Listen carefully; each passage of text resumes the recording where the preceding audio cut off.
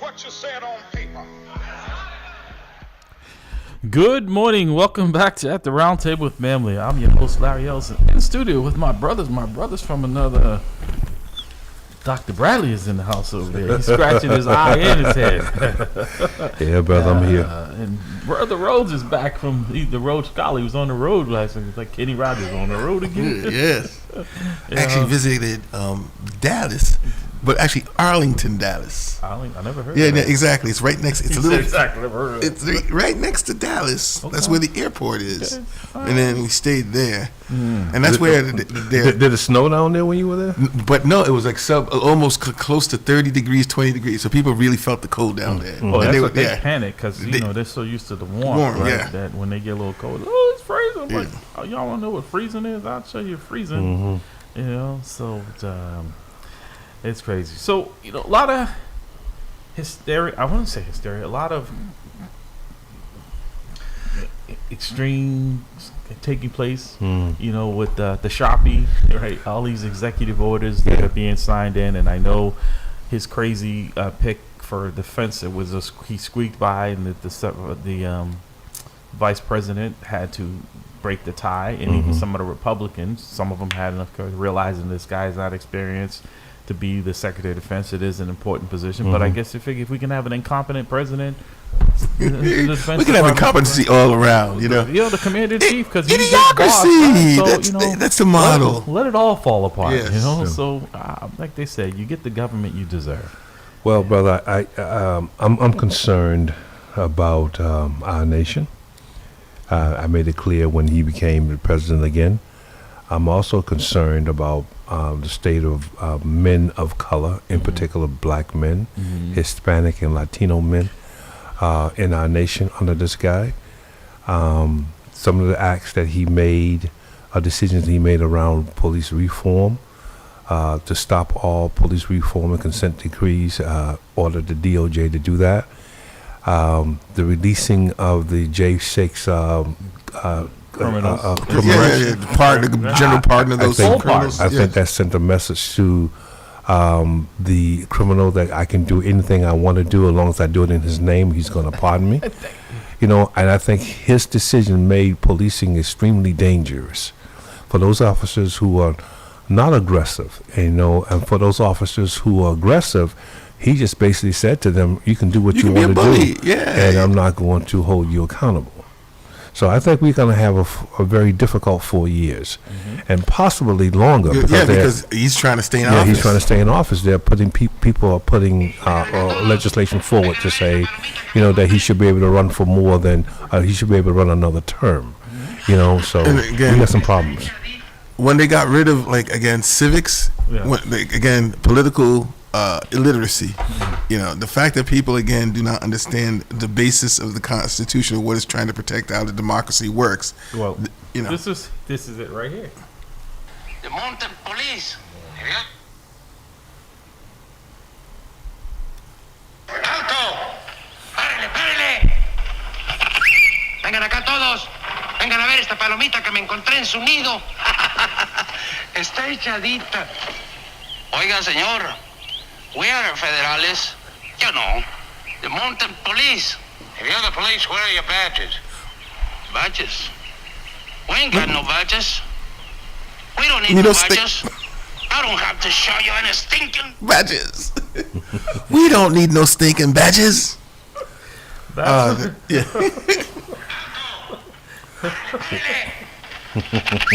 Vengan acá todos. Vengan a ver esta palomita que me encontré en su nido. Well, brother, Está echadita. Oiga, señor. We are federales. You know, the mountain police. If you're the police, where are your badges? Badges? We ain't got no badges. We don't need no badges. I don't have to show you any stinking badges. Better not come any closer. That's where we do. Badges? We don't need no badges. We don't need no stinking badges. I mean, it's sad, but it's this is the world we. Well, we said this was going to happen. What you know said what I mean? was we now have a king. We have a king. I mean, and what he's doing, he's systematically tearing down our government institutions by putting people in place who are inept. Pete Hegseth has no business running our defense department. Donald Trump has no business being in the office for presidency. He should have not even remotely been considered, but because of fear, racism, conservative white men, and some conservative men of color, and people of color, I should say, put this man back in office. We're going to pay for this. And we're going to pay severely, and they're going to be among it. And their children are going to be on the battlefield fighting for land that we should not be in any way remotely trying to be interested in. But that's what they voted for. Right, because when you have chaos, our enemies exploit that, right? They take advantage of that. When you're fighting at home, right? Everything abroad is taking place, and you're right with that analogy, Dr. Bradley. Is these folks think somehow this is right out of the Hitler playbook, right? Yeah, sure it is. You're trying to you're stopping what people can read. This was Hitler, he's burning books, right? Let's lock up those people, let's get those people out of here, right? And this is why I've been hearing from a lot of my Jewish friends, and believe it or not, I do have a lot of them. And they were saying, what can we do to support? Because they see this. They know that when people stood by when Hitler was doing what he was doing in the Jewish, like I said, when they came for that population, no one said anything. When they came for this one, no one said. And then when they came for me, there was no one left. They learned from history. We have not. Well, see, the thing is, like, you have to give some respect to his intelligence, though, because if you have a multi-group of people and you want to dismantle the government, you don't want to take on all those people at the same time. Right. You want to piece by piece dismantle it. So first I come after the LGBTQ community. Right. Then the next thing I come after, the trans community. Then the next thing I come after the black community. Then the Latino. So what they're doing to our Hispanic brothers and sisters today, first of all, it's similar to what they did to us. Yeah. That's the first thing. And the second thing is that we're not too far away. And so we sit back and say, well, it's okay because I'm a citizen. I'm a citizen. They're immigrants. Right. Yeah. Before we grab this call, but I think Donald Trump, a lot of this for him is theater. He likes the attention, right? And what I think he's also trying to see is that how far the courts will allow this to go, because that's going to be the real test. People don't understand. Donald Trump can write this, but the courts do have a lot to say, right? And even right now, But he already rigged the court. Right, but I'm saying right now, even on this where he's trying to say that you don't have citizenship if you were born to illegal immigrant parents here, right? And the federal courts have blocked that from going into place, right? Now that makes one federal judge. But that's what I'm saying. It's only for like 14 days or something like that. It's not even that long. No, it's not. But that allows it to get the reviews, and then. But that's why I say with the Supreme Court is now if because they have more say than Donald Trump does. Yes, and that's why I said it's really the courts. He is trying to test the courts to see if they are going to sanction his behavior. Yeah, but you know what I find out really ironic, though. I'm sitting here as you're speaking.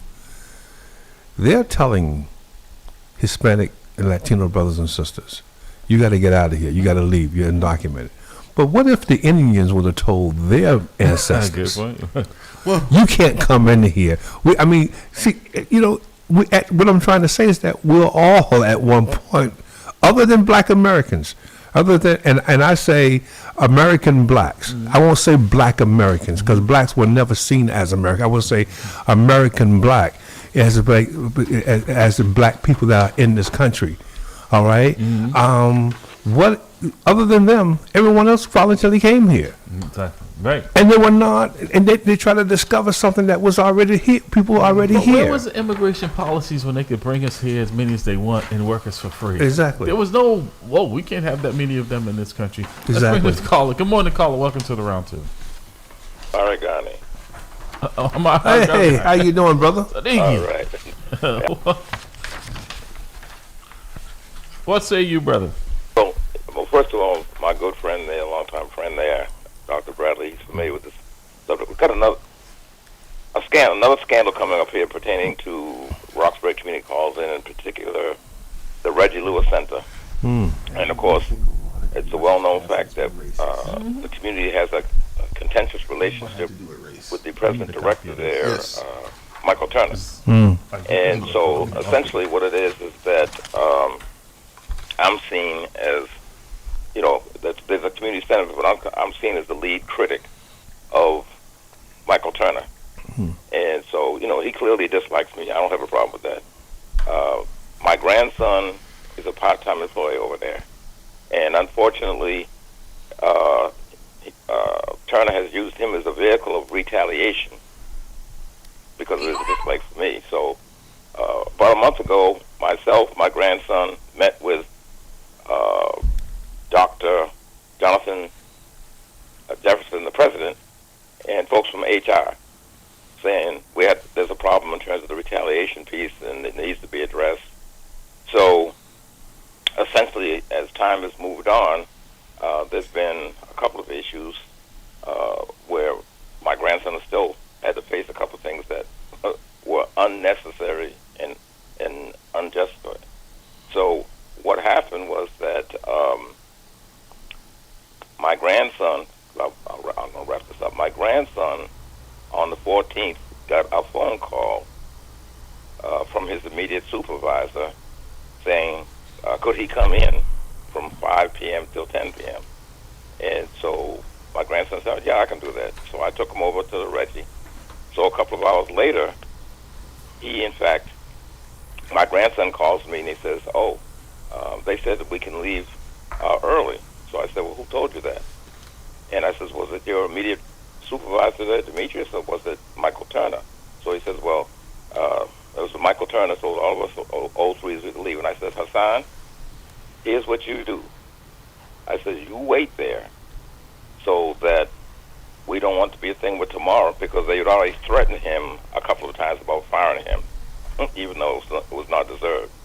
I says, so you wait there, and the bottom line is that until it's very clear as to who said you could leave, you stay there. So I went over to the Reggie, and I was over there. And so what happened was that his immediate supervisor was not there all day and didn't get there till 8:30 p.m. And so then Hassan was told he could go home. I said, okay, let's leave. On the 16th, I get a call, 1 o'clock p.m., at our house saying the HR director wanted to talk to Hassan. I said, well, what do you want to meet with him about? Well, I'm not at liberty to share that information with you.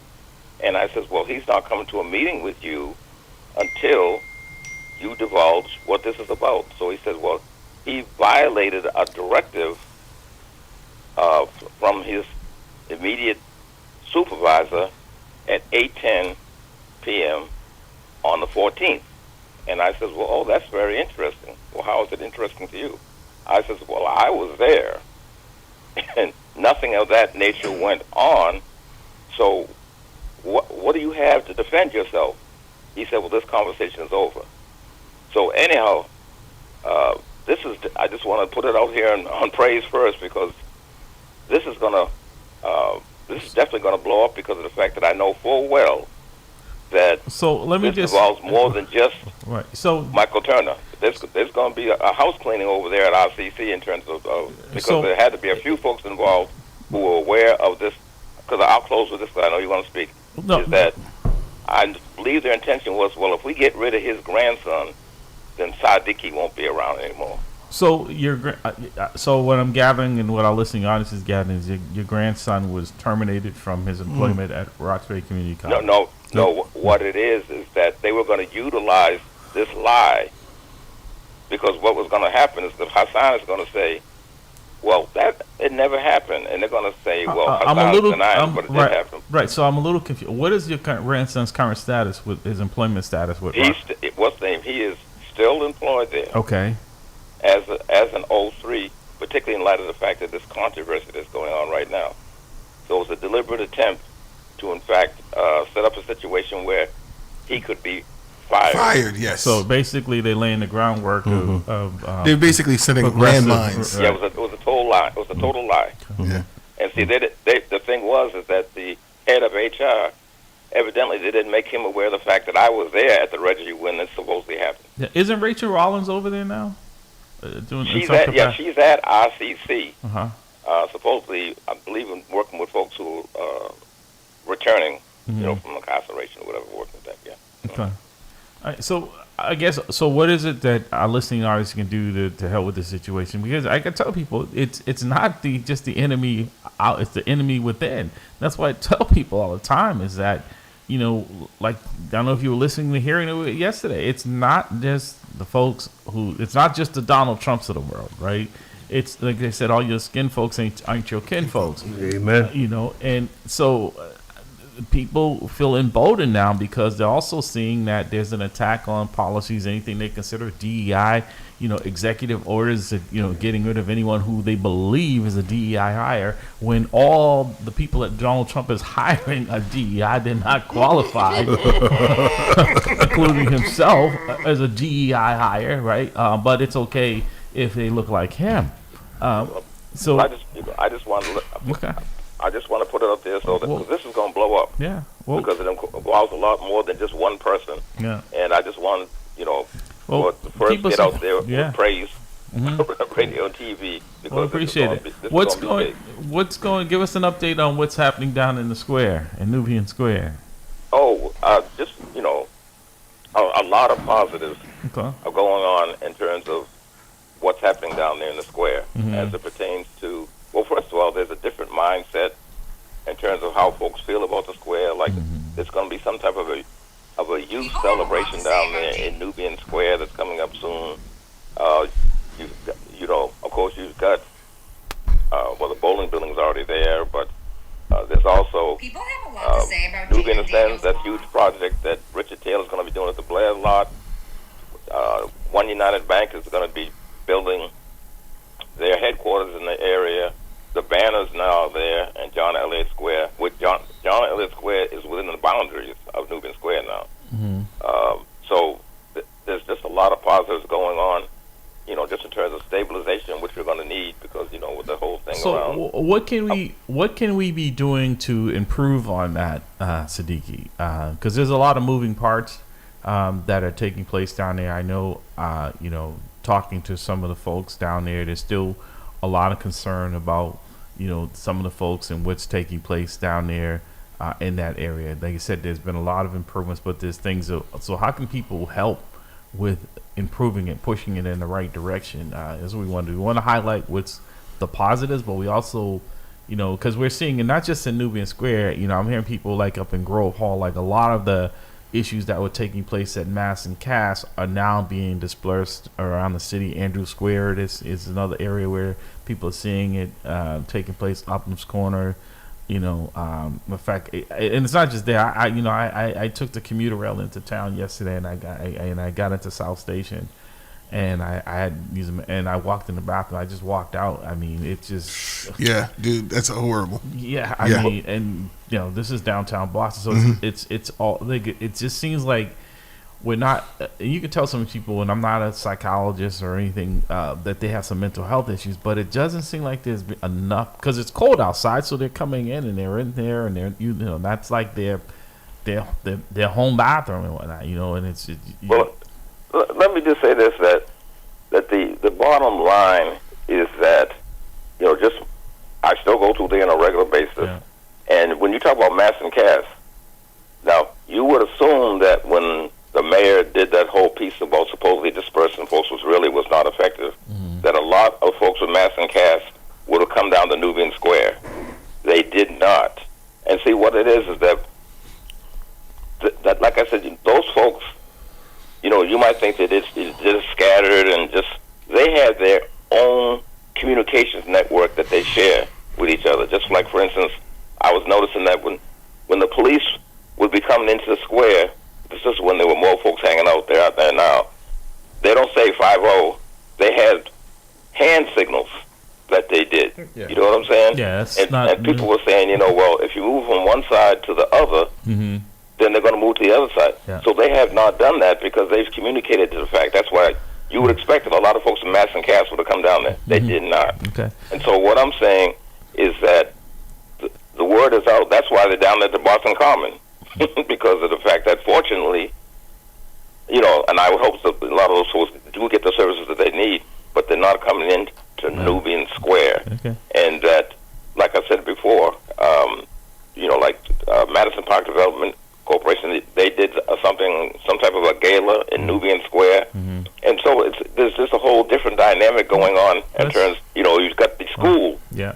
I don't like to call it the Franklin Cummins because Franklin's a slave owner. We're trying to get him to take that name down, but as we speak, they're building that school right there where Harrison Supply is. So we just got to be prepared to understand that we got to fend off this whole piece in terms of invasion by folks who don't look like us.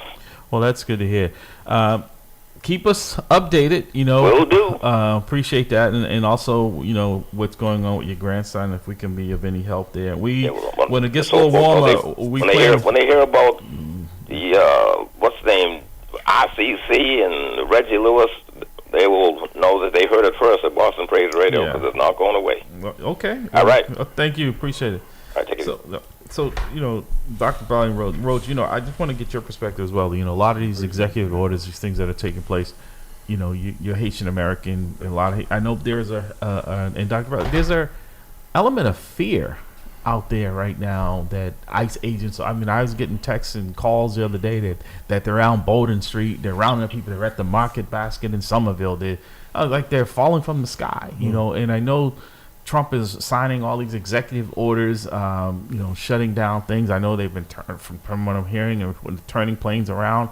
He signed an executive order which is on hold right now that he's basically banning if you were born in this country illegally, then your child is illegal. Well, then I guess that would also transfer to his wife because his parents didn't get their citizenship until Trump gave it to him recently. Exactly. And she wasn't born here, so.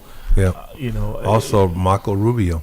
Right. Marco Rubio was born here. His parents were not citizens here. Right. So it's in his cabinet. Right. It's in his administration. Right. The fact of the matter is that's a 14th Amendment. That's president's orders, executive orders. They do not supersede. No, they can't trump the Constitution. You can't trump the Constitution, Trump. But my concern here is that the Supreme Court, the rigged court, he's trying to push it to the Supreme Court for a reason. He has already remember he spoke to Alito. All right, he has already made those conversations with two judges. I could see Clarence and Alito. Yeah. So I don't call them justices because I think it's not injustice. Exactly. That's not rightfully applied to that particular behavior. But he has he wants to get to the Supreme Court because he knows the Supreme Court is going to manufacture an explanation or a rationale that he can use his executive orders to prevent birth right citizenship. Right. I think that's what he's trying to do. He's trying to push it there for a reason. At some point, because of the way the court is, because there is no set number in the Constitution of how many justices can serve on the court. To kind of shift the balance, at some point, some rational thinking president is going to have to, and the Congress is going to have to alter if we're going to keep getting these decisions that reverse people's rights. At some point, we're going to have. It's already, in my opinion, the beginning of a revolution here, right? Because I know, for me, I'm not giving up any rights that that belong to me as a citizen, and I'm not going to be a second-class citizen in this country. So that's off the table for me. Well, Larry, I agree with you, but I can see people like you and myself, and other folks who will be very strong in our response to any agent who will pull us over and ask to see our papers. Right, your papers, please. Papers! I'm telling you now, that is not going to go over very well. There's going to be people like ourselves who are going to stand up, But my thing is that how about those individuals who do not understand the law, who have worked in the law as well as we do? Well, so it's invoked this fear in people. Like I said, even if these things are not true, they're having the effect that they want. This chilling effect where people aren't going to school, they're not going to work, they're not walking around. Exactly. And when they've said that no longer will schools and churches or places of worship be a sanctuary for you, that the ICE agents are going to be coming in, and now he wants to pass and giving police officers total immunity on their behavior. But this is a recipe for disaster. Well, aggressive policing. They don't do aggressive policing against white men. Right. People like us would be subject to, a victim of aggressive policing. The January 6th should have showed you, because if it was black people that went on there on January 6th, they all would have been shot at. The cops, the fact that they only shot one person there. Right. But this is not, and then it was put out, and we're going to grab this caller. The International Association of Chiefs of Police endorsed Donald Trump. Remember we talked about that? Yeah, we did talk about that. And then they were asked about recently him letting all of these criminals go, and they had no comment. Yeah, of course. Right, because... Well, no, because as long as again, it's subjective or selective enforcement. Right. They decide what laws to enforce and who we're going to enforce the laws when they're being broken. But what they don't understand that these crazy people don't distinguish them in uniform is we're only going to shoot police officers that don't look like me. They go after anyone that comes and they're in a situation. They may be on the receiving end of that bullet. Good morning, caller. Welcome to the roundtable. Caller, you there? Yes, it's me. I'm back. Okay. Back is Jamal. Okay. Yes. So Jamal, your take on these orders and this fear that it said, like I said, I don't know how much this is true, because yesterday there was a report that a lot of this was not true. It was just being out there. But this, with social media and quick access to that, people are putting it out there. But it's on its way if it isn't. It's here. So, I was hoping that Hobbs, did you see the article that I sent to you via the Facebook thing? Facebook Messenger. He's gonna check. That's the one where Donald Trump it's in the Globe.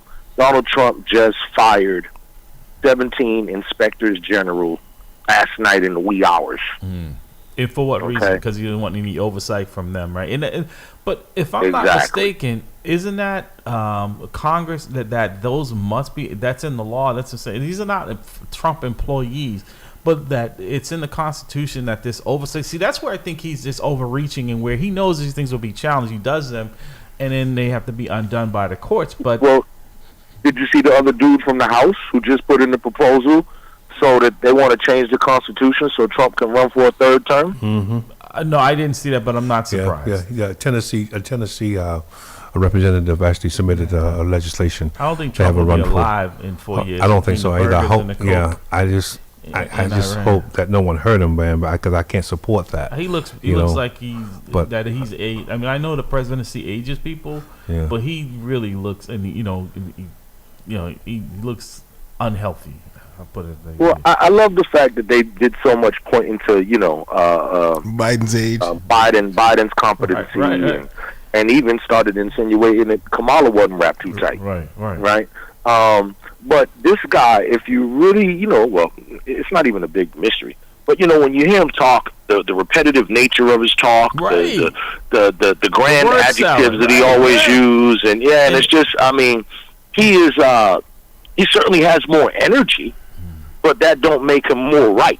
The stuff that he says is just as crazy as everything else. Like this newfound obsession with Greenland. I would love to know how that came about. Right.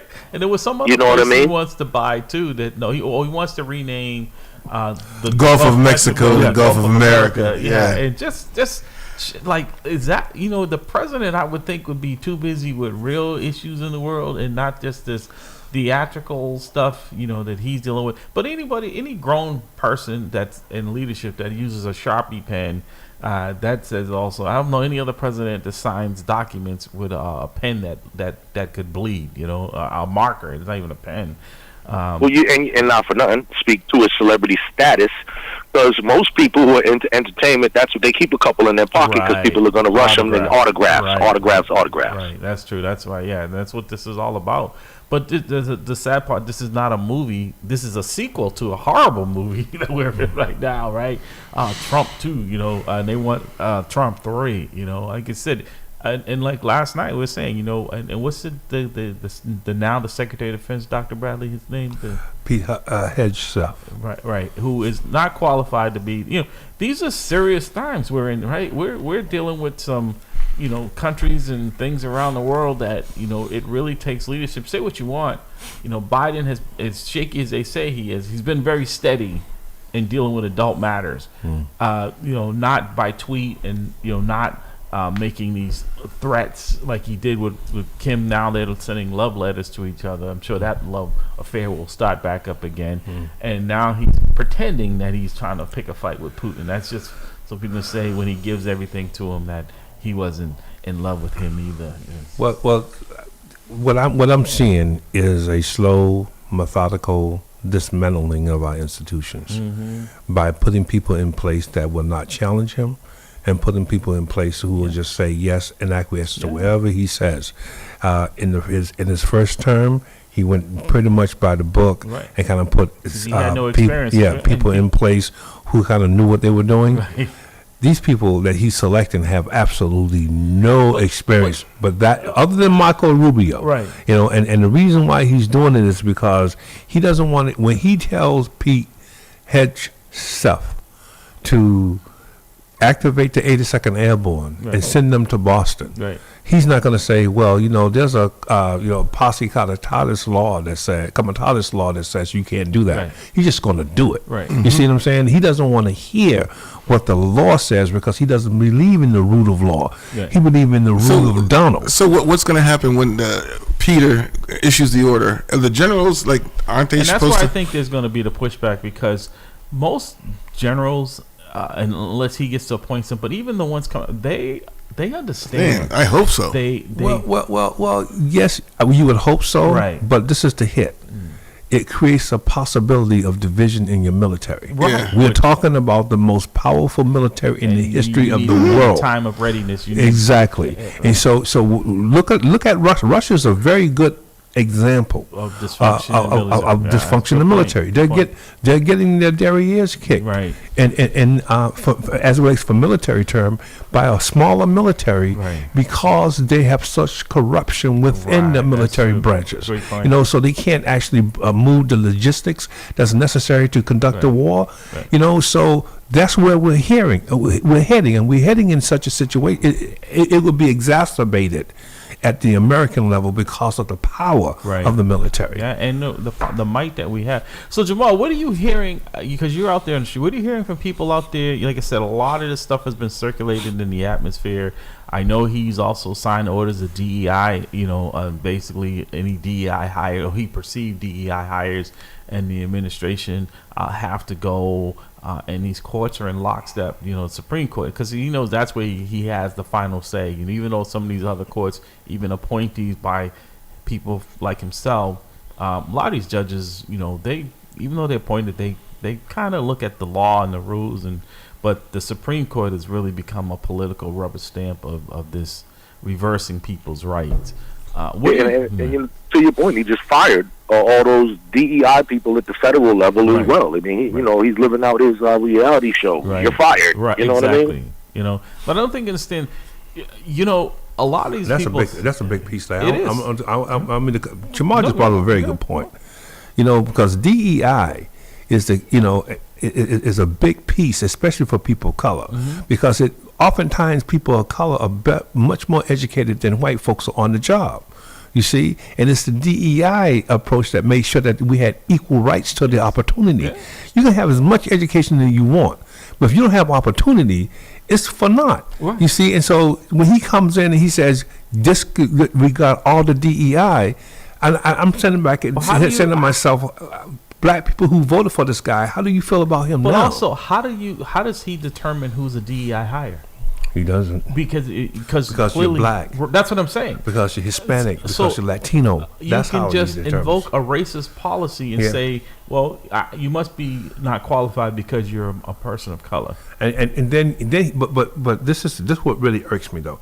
He will argue that it's going to be fair and across the board if you have the experience, and they know that that's a joke. Right. Well, it's going to go directly to the white individual who has connections. Well, actually, I'm going to fight back. Especially if you connected to him. Yeah, well, it's kind of funny how Elon Musk is the one that's been touting this the whole thing of like, you know, immigration status, but he understands that his company's not going to run well unless he has access to intelligent people from other countries. right. He's been like saying, no, this whole I can tell you right now, you know, you round up all the people, you go in any market basket in a lot of these you go to all these high tech companies, these bio companies, like, but even not just the high tech. The stuff that we need every day, the people to put the food on the shelves, the people in the hospital or in these nursing homes. Let's be real. They're mostly immigrants, right? Yes, because they don't pay well, right? And you're not seeing. There's not a long list of people like Caucasians trying to get these jobs. Who Americans, who will take these jobs because they see it as beneath them, right? So. You think it's a long line when you go in a store now? Or you think that if you have an elderly person or someone... You got Amazon now, so a lot of people, like, their whole shopping habits, a lot of people, it's been changing. It's like... Right, but you also need people to put those things in the cart at Amazon, and those folks are... Those are immigrants, yes. Because you don't really need to... But they're hidden, locked away, so you don't see them. But if you're deporting them, and look at the chilling effect it's having, like, there's kids who were born in this country, but their parents weren't. You going to school worrying about whether or not your parents going to be home when you come back? Yeah. But what I find to be hypocrisy to the highest level is that how do you become illegal in a country that was stolen? Yes. Right. I don't get it. You know what I mean? You come and you take someone else's country and they say, well, not everybody else is illegal. Right. Well, no, it's kind of funny how they charged the Native Americans with trespassing, and the they went back to court and they're like, first of all, when you got here, the land, the mountain, the trees, and the sky was here, and when you died, it's still going to be here. How is it yours? And that's why they ended up going, we're going to have to get rid of these people. They talk too much. No, but this is why. This is why I say to folks too. This is why what happened yesterday at the council was so disturbing, because it really wasn't much different than what Donald Trump was doing. It's trying to control people and what they can and cannot say, and anything that they don't like. You don't have a right to oppose my views or my opinion. You know, it's funny how they say, see something, say something. Well, whenever you say something, they call you a whistleblower and they get rid of you. Right. You say something about other people, they're fine with you talking about what's going on over there. But as soon as you turn your focus on them, there's a problem. As long as you're, saying it on their behalf. So Jamal, this comes as surprise.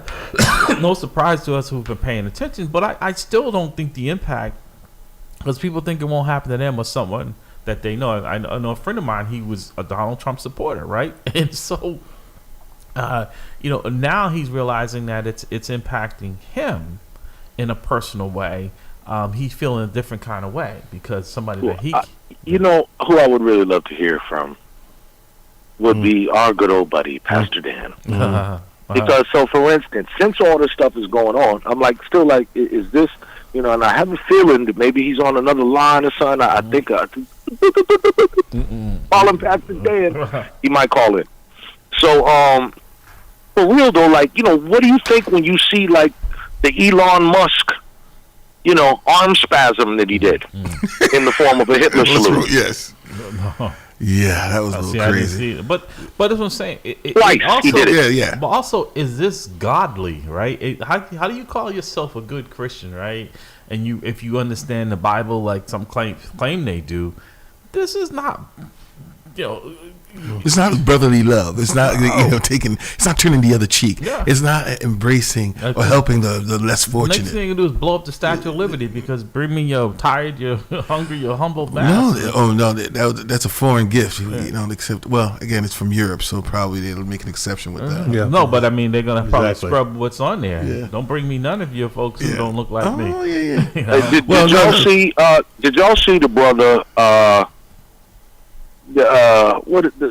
It was a Haitian brother who got busted the other day. He was one of the ones, and oh boy, he's going to be the poster boy across the country. They're already sucking it up on Fox News. You know what I mean? He's going to be T-shirts and everything. But this is the one that gets arrested. He has had 17 crimes between 2022 and 2024. And as they're carting him away, he says, expletive Trump. God bless Joe Biden. I love Joe Biden. Thank you for what you did for me. And I love you, Obama. So that wasn't helpful. No. No. We, like I said, we are in for a world of hurt, and people just don't understand the magnitude of what's happening. Not about to happen, what's happening. I mean, within a week. I mean, like I said, and this is like what Hitler did. This is right out of the Hitler playbook. It's to instill fear in people. Like I said, a lot of this is saying is not true, but. And a lot of people say, "Oh, just it's 4 years." I'm like, "No, it's not. No. This guy is going to try to stay in office for life. Like he's going to do something where it's like, oh no, declare martial law or somehow or another find a way for him to say, well, I'm going to remain in power." And they'll say, "Oh, it's going to be over for you. We're going to vote him out." He's not going to. The way January 6th happened, like he was not going to accept the loss. He's not going to accept whatever results they are because he doesn't care. Right, because other presidents in the past have had more than 2 terms. And he should be like them because we now have a king. We no longer have a democracy. And that proposal put in by that guy from Tennessee, that it's scary. Yeah. Yes. You did. Right. Yes. And even if not, even if not, at any moment, I believe, if you induct martial law or whatever, right, or state of emergency or what have you, then you would remain in power. You try to suspend elections. Yes. So if there's a manufactured event when he's closing out at the end of this, he can prolong that thing. Yeah. But I don't even. I would challenge you to go on your website, type in usconstitution.gov and see what happens. And this they said he shut it down, right? Immediately shut it down. Really? Yeah, shut it down because you can't read the Constitution. You can't go to the United States government and read the Constitution and read the Constitution, on which the government is predicated on. Yeah. You cannot read it. The moment he got in the office, within hours of getting swearing in, he shut it down, Doc. Wow. As the people wake up. Yes, wake up, people. You know why, Dr. Bradley? Because they're editing it right now. And so when they put it back there, it's going to be written the way Donald Trump wants it to be written. Well, the new Constitution. Well, when he have written it because it'll be in Sharpie. Yeah. No. Well, that's the thing. One of the things that's kind of crazy is that, again, people read the books. 1984. People don't read. Animal Farm. Literally, that's what's going on in this country right now. People don't read. What they're banking on is the ignorance. Like I said, all these people are saying things are better under Donald Trump. They were not better under Donald Trump. And the reason why they were because what he is going to get is what he got from President Obama. When President Obama left, it takes a while before that to trickle down, right? So he got the benefit of what President Obama had put into place inside. A lot of times the administration doesn't see. What we saw what Biden was difficult was pulling out of the crap that Donald Trump had put us in. Now he is going to benefit from all of this work. But if he messes with the stock market, if he imposes these tariffs, he's going to undo that quicker than it's going to happen just on his stupidity. It's already happening. He's trying to endorse crypto as a federal source of money. Yeah. No, that's a federal source of corruption and you losing your money. It's another Ponzi scheme. Exactly. Because the thing with crypto is that it doesn't have the oversight that the dollar has. Yes, exactly. Right. There's no what is it? FDIC. Yeah, no. Right. Yes, the SEC, the Securities Exchange Commission. And they might get dismantled. He's already talking about dismantling FEMA. Yeah. He is. He's talking about. He's framing it as restructured. Yeah. Because he also wants to pick and choose, like where money is spent. If you voted for him, then you get aid. If you didn't, like in California, places like that, you don't get the aid. You don't. That's I can tell people. It's not just going to impact people who we think that didn't vote for him. There are people in every state that voted for him that are going to be impacted by this. That's why I say the best lesson is the one we teach ourselves. And like a lot of these people go, Donald Trump, I got them stimulus checks. I'm like, you got $2,400 probably told him. And then so you sell your soul for $2,400. Right. Matter of fact, he even delayed your check because he wanted his name on it by 3 weeks, right? When they could have went out to you quicker, right? And one of those checks came from President Biden's administration. So even with that, with $3,600, Jamal, I'm sure you were able to live off of $3,600 last year. No, that's about my insurance and car note and rent. Listen, that goes real quick. Right, and if you're a homeowner, that's probably 1/4 of the taxes you pay now in the city of Boston. So and the worst thing is, we talking responsible talk. Mm-hmm. That ain't what them people did with them stimulus checks. $3,600 was a pair of boots and a couple of bags. TV, right? Things that they, oh yeah, man. I'm like, instead of doing something worthwhile with it, right, and spending it on even during that time, right, when people were getting that extra money if you had children, instead of investing that in some type of education, or if your child needed tutoring, they didn't see the value in that. They were just spending it like drunken sailors. Black screens. Yes. And that new couch you always wanted. Right. And they knew this was temporary. So why not take advantage of the temporary benefit and invest it wisely, or pay off some of that credit card debt instead of adding to it? Now that it's gone, and they have more debt because we're impulsive. Like he says, we have short-term memory. And again, this is what he bases his power on, and the fact that he can count on the fact that people are ignorant. Yeah. And ignorant, as we say down south. Ignorant, and it's but it is. To me, it's just funny. Like again, like if we go back in history, just remember it was illegal for you as a slave to know how to read and write. They'd kill you. And now they want to get rid of the books. No, and think about it. Now it's like they've set it up where people don't want to read and don't want to write, so they don't even have to worry about you getting the books. It's like the point. It's like, oh no, it's on my phone. Like people have no invested interest. I've spoken to young people and I say, hey, have you heard of these books? They're like, oh, you know who Malcolm X is? Oh, I know. Have you ever read the autobiography? Right. No. I'm like, then you don't know it. But he didn't ban the Hitler book that he read. No. That's still out there. Probably be the bestseller now that he's. Wow, I can't believe that he. Well, you know what? I'm glad I have my a couple of copies of the U.S. Constitution in the book at home. But I can't believe he really shut down.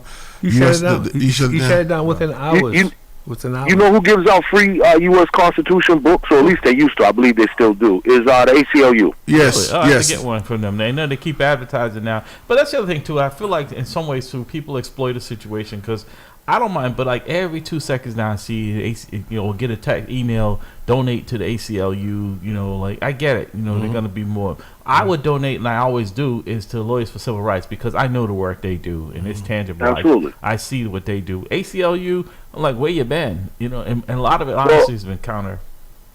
Okay, so it's funny because the ACLU is it's a civil liberties place. So I've worked with them on a bunch of stuff, on the police stuff and all this type of thing. In fact, they were some of the guests when we did that forum at MAMLEO and all that type of thing.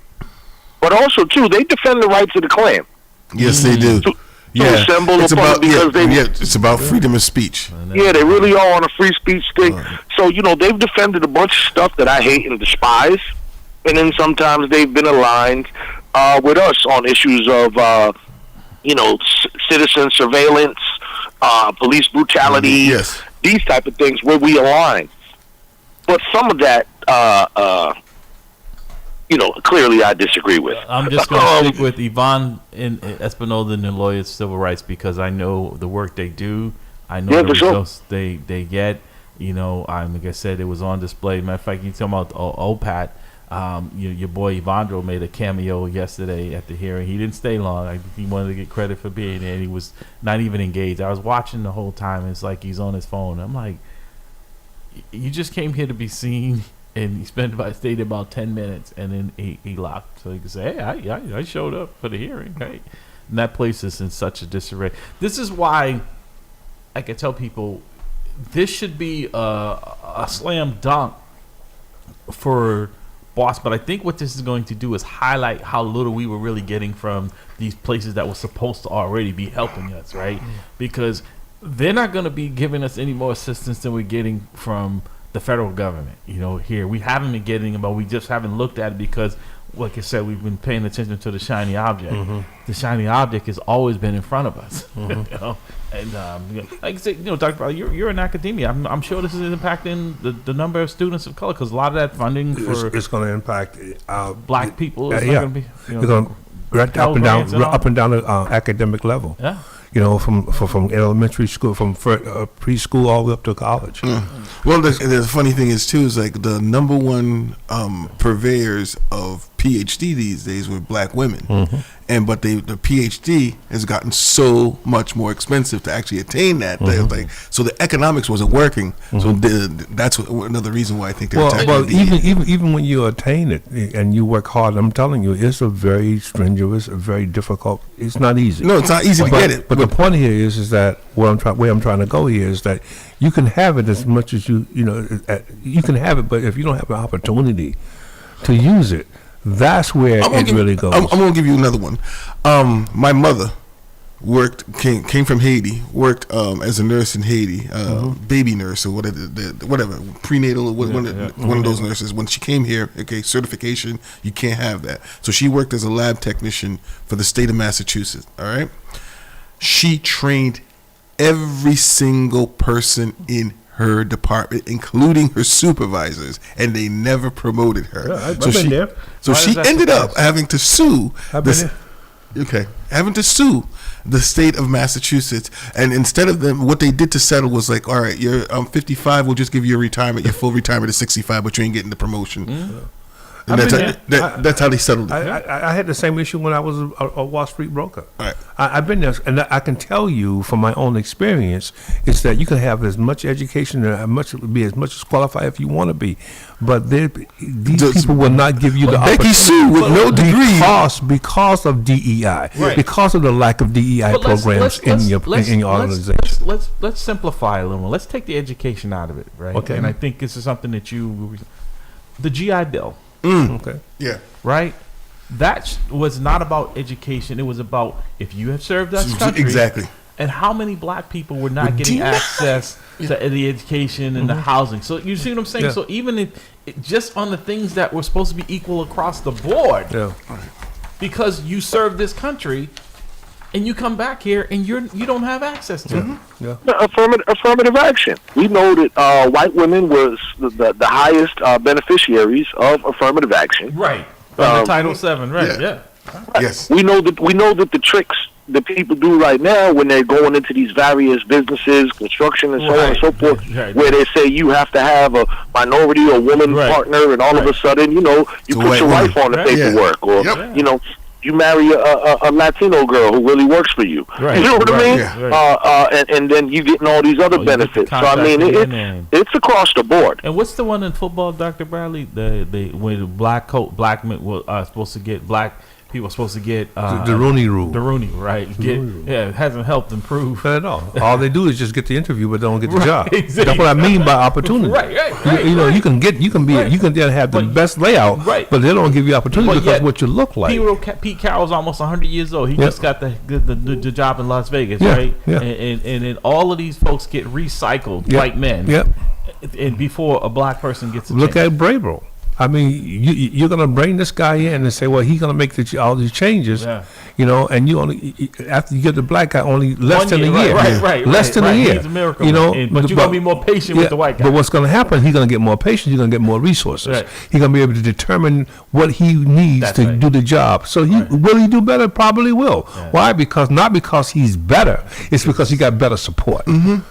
That is really the issue. So you have to look behind the scene. Mm-hmm. Oftentimes, we as people of color, we focus on what is what's before us. They haven't seen the Wizard of Oz. They haven't actually seen the Wizard. Pay no attention to that. That's right. Behind the curtain. They haven't seen the Wizard. The Wizard, I mean, you see this monster thing in front of you, but behind the curtain is a deceptive, mean, ugly man who Donald actually Trump back there. Is Donald Trump back behind the curtain. The orange man is behind the curtains. Jamal, that's really the deal. We've got about a minute. Anything you want to leave us with? Because I had something else I wanted to get into. We're not going to be able to get to this week, but I definitely on this. I just wanted to say this. Mm-hmm. So, Dr. Bradley, as we were talking before about voters and their preferences and all this, right? Mm-hmm. So now, if and when Josh Kraft comes in the race, do you think that all the Patriots fans, I see you got the hat on, do you think all the Patriots fans in Boston are automatically going to vote for Josh Kraft? Do you think that translates? I think not all, but I think there's a population of celebrities. Well, first of all, brother, the hat is for warmth, not for support.